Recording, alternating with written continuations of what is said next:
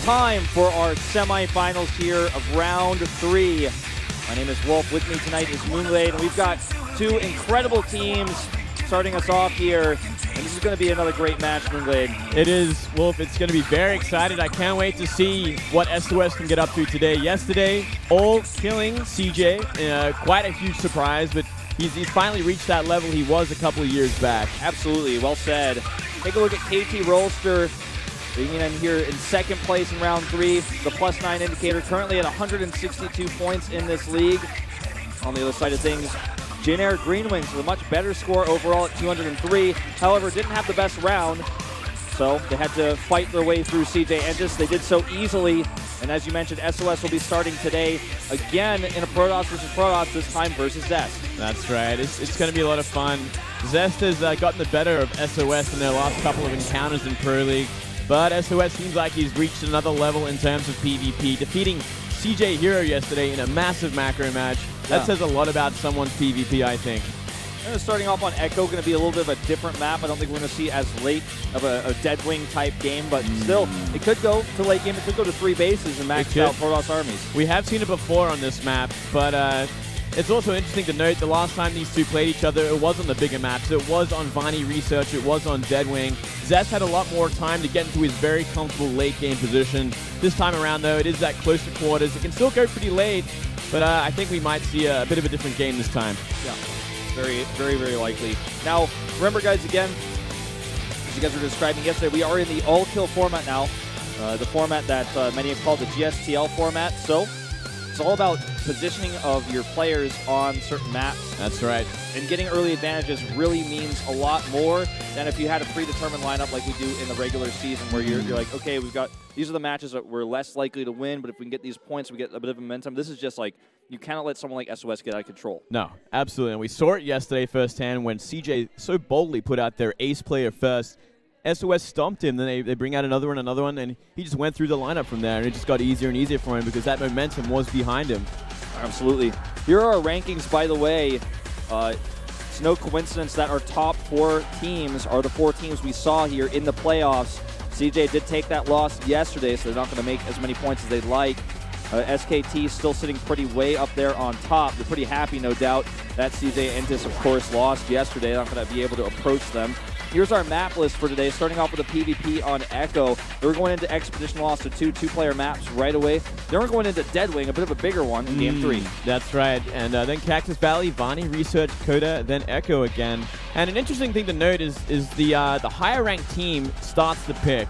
So I believe today it would have to be KT Rolster because they began in that silver match position because they did get second place. So they wanted to start with the potential PvP. That's why they put out Zest.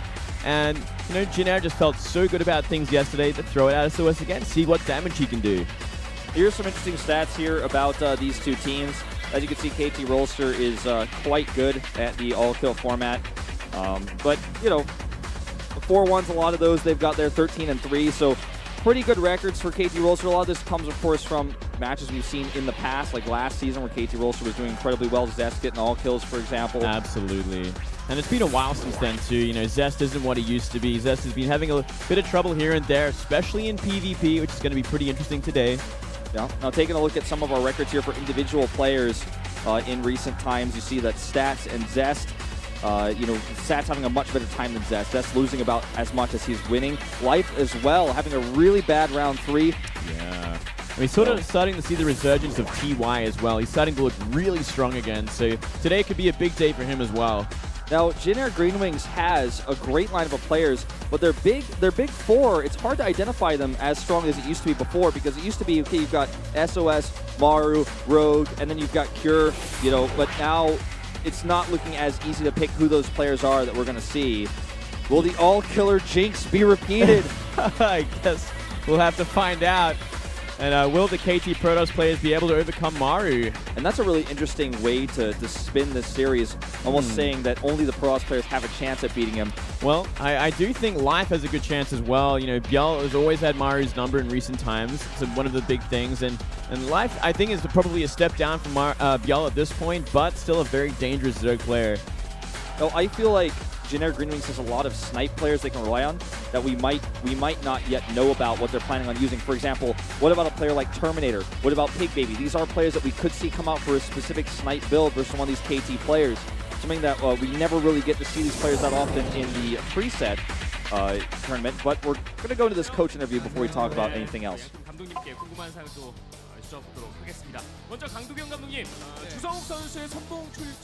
First to the KT coach.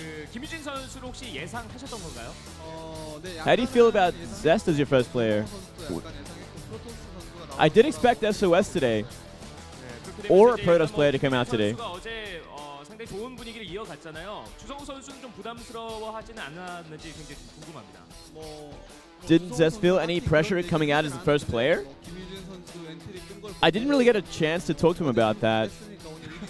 But he saw that SOS was his opponent, and he felt pretty satisfied about that because SOS showed a lot of skills yesterday. 조성 선수에 대한 어떤 그 파해법 살짝 어떤 힌트 같은 거라도 주신다면 어떤 식으로 요리를 하실 건지. How did you prepare for Maru? We just did our best to prepare for Maru. We have a losing record, a losing streak against Jin Air right now. So we found a solution at the team house. We should be able to get the win. So SOS is the first player again. Was this a player decision or a coach decision? The coach says it was his decision. He did very well yesterday, so that's the reason why I decided to use him again. 이유가 너무 오픈 안 하시는 거 아니에요? 이유를 말씀드리면 So if I let you know the reason, it's 어저께 유진이가 올킬을 하면 올킬을 했고 they didn't all kill yesterday and 많았기 때문에 KT에서 생각하기에 played a lot of sets. 유진이는 좀 뒤쪽으로 뺄 것 같고 Probably KT didn't expect him to come again as the first player because it's too predictable. Probably expecting him to come out as one of the later players, he's saying. So this is kind of a bit of a play that feels quite smart because it's unexpected. They expected Trap or Cure, or they expected they would expect a player like that because it's a good map for Protoss instead of SOS because he showed so many games yesterday, he showed so many strategies. But instead it's going to be SOS first, so they're trying to throw a bit of a curveball here.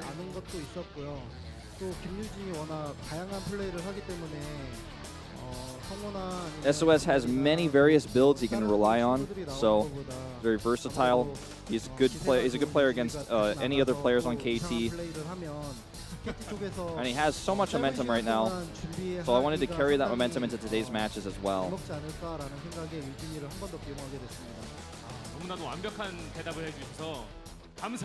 Saying thank you so much for giving me such an awesome, wonderful answer there. Very, I guess, fulfilling answer, like much more informative than we normally get in an interview. Very straightforward. Yeah.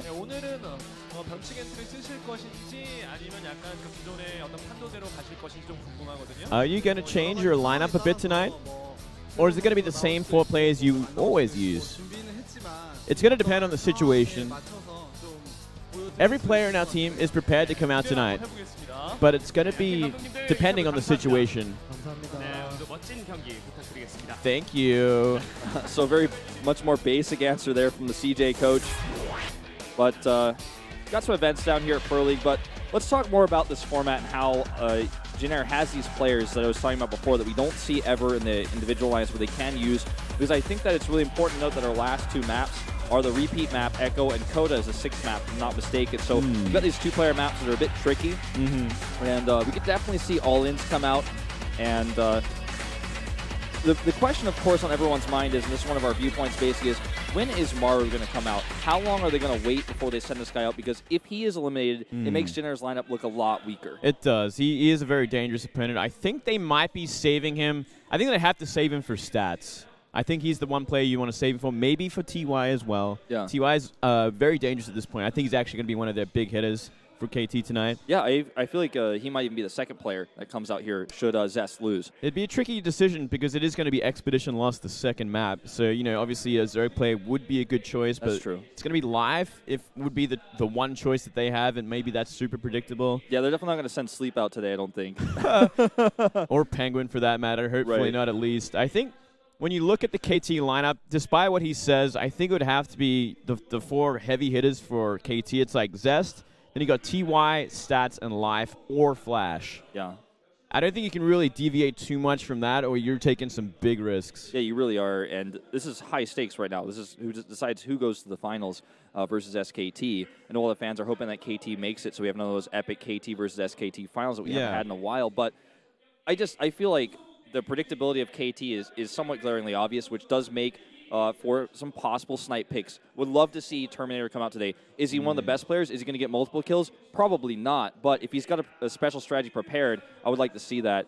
Our predictions here are quite varied from what I thought they would be. Only Kanata voting for Zest. Yeah, it's kind of interesting. It does make sense, though. Zest does have that standing record against SOS. The last 2 times they met in Pro League was 2-0. In favor of Zest, but SOS, man. Yeah, and team predictions here, 3-3. Myself, Kanata, and analyst Daehyun voting for Jin Air, whereas you, Valdez, and the Monday caster are going for KT. Yeah. I do have faith in KT today. We haven't really seen much depth in Jin Air's lineup, so it's hard to kind of gauge how good these guys are actually going to play. We only got to see 1 player yesterday. Yeah. But I think if SOS gets dismantled, Mario hasn't been playing that good lately, and the other players, Rogue, he's very hit or miss. He's usually very good in this kind of situation, though. So it's very up in the air. This is a really tough one to predict, which is why I feel we got that 3-3 score that we almost never see 3-3s in predictions for anything. So that, again, goes to show you how close this matchup is looking right now, even from the commentator's perspective. Yeah, it's a very hard one to pick. Maybe if we got more of a view of what Jin Air has to offer yesterday, we'd have a better sort of view of how to predict it. Well, here's Zest, 7-6 versus Pro. Seems to be his worst matchup currently. More than half of his losses this season coming in that matchup. Several of those against Creator. And he has an incredible record for SOS, which is something you mentioned earlier. He's 9-4. It's pretty interesting, and I definitely think it's a stylistic sort of thing. Zest loves to go to the late game in PvP. He has a much better mindset when it comes to the late game, where we've seen SOS in the past kind of falter when it gets to that stage, especially against Zest. Well, always a smile on SOS's face. Well, only a smile in the first game. After that, he gets a little too serious. We saw him yesterday, and he looked like he was hurting from winning too much. It was so weird. He's like, I've killed too many people today, and it's starting to feel some remorse. Yeah, he's getting actual remorse for just kicking too much ass. And he beat Hero yesterday, which is a massive win in itself. That is such a big PvP win. But he's been doing well recently, just the same, man. He beat Rain, he beat Youngshik, Sora, Super in very recent times in like the last month. So he's kind of figured out what he has to do in this matchup. Well, I mean, even his win versus Hero back in the day, $$, at the IM World Championship, he knows how to play PvP. He knows how to get into people's heads. We're going to jump into this game right away here, ladies and gentlemen. Zest versus SOS, game number 1 here in the semifinals of round 3.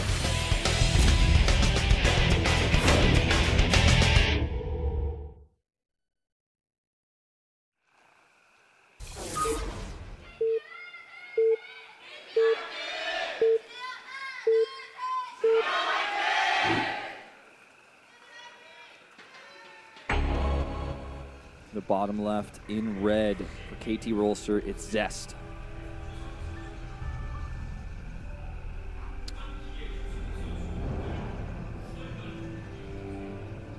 And up here in the top left for Jin Air Green Wings, it is the Ult Killer, SOS. 4-0 yesterday on that rad winning streak.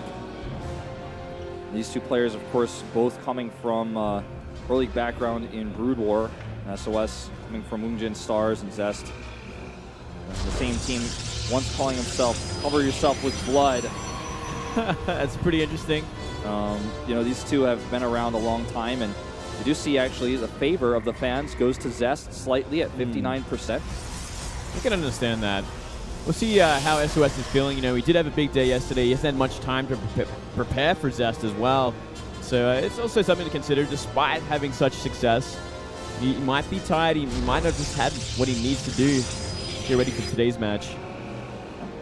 You see a very quick gateway coming out for Zest, most likely to rush that tech, whereas we see a normal gateway timing for SOS. But you make a good point. You probably didn't get that much rest yesterday, playing those 4 matches in a row in front of a crowd in such a high-stakes manner, and also that momentum that you get does kind of wear on you a little bit. It is very exhausting. Sometimes in a good way, where you go home and you get a good night's rest because you just totally, you killed it. You were perfect. You made no mistakes. And on the other hand, this does mean that Zest has PvP to study from him yesterday. The Deadwing game obviously going to be quite different from this one because the map couldn't be bigger in differences the way the map is played.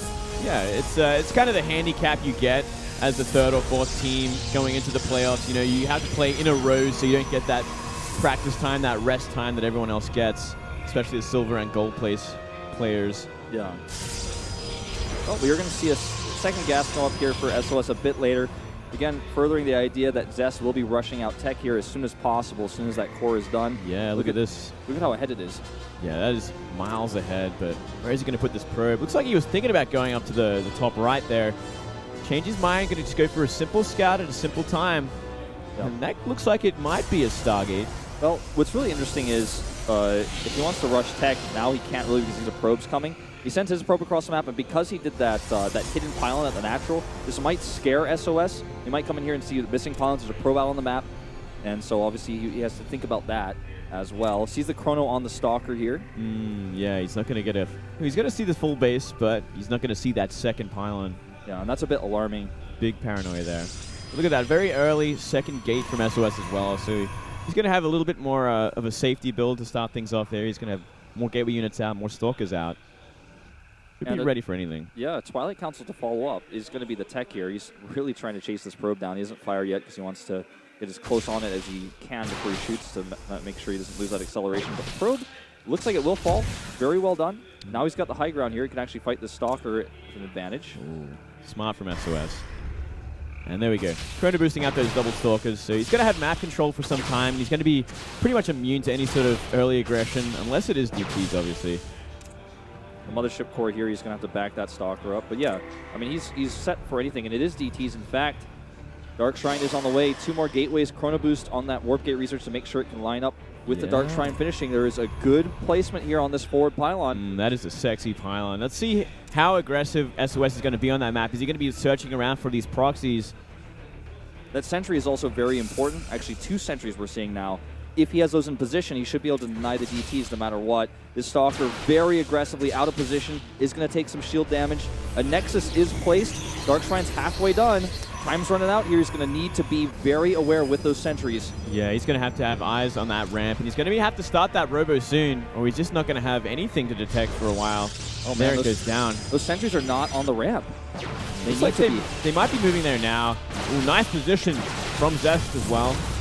Yeah, Zest getting a ton of damage on these. SOS could be in some serious trouble, though. Dark Shrine's nearly done. That Robo a long, long ways away from finishing, and I don't believe those sentries got to the ramp. I think he's just keeping them, back in his base, almost like he's scared of Oracle play. Yeah, I think he must be at this point. He's hiding it back there. He knows it's some kind of tech at this point. Oh, 2 DTs coming in. He's got a Mothership core nearby. Let's see if he can actually see that shimmer of the DTs. Otherwise, this could be a very quick first game here, Moonglade. Here they come. Oh, look at this. That pylon that's powering that Robo as well is so out in the middle of nowhere. He has can target that down. He has no idea. He's just going to go for the Robo. Oh, wow. This almost never happens in Korean PvP. A player will actually kill the robotics. This will happen. He tries to block with force fields, but he should be able to get it. Stalkers come in to help out. The Robo will go down, and that should be game, ladies and gentlemen, here in Game 1. The winning streak of SOS has ended here. Completely ended by that build order and that move. Just a very exposed Robo. GG. Wow. And that's a great way to start the day for KT. Getting rid of one of the most scary players on Jin Air right now. All killing CJ yesterday. And part of this game I feel goes down to a very simple thing, is that pylon hidden at the natural. He was so paranoid about Oracles that he didn't keep his sentries at the ramp. He had them in the base with Stalkers there. No idea that there was a possibility of DTs, no scouting information, so he had to brace for a possibility of an Oracle.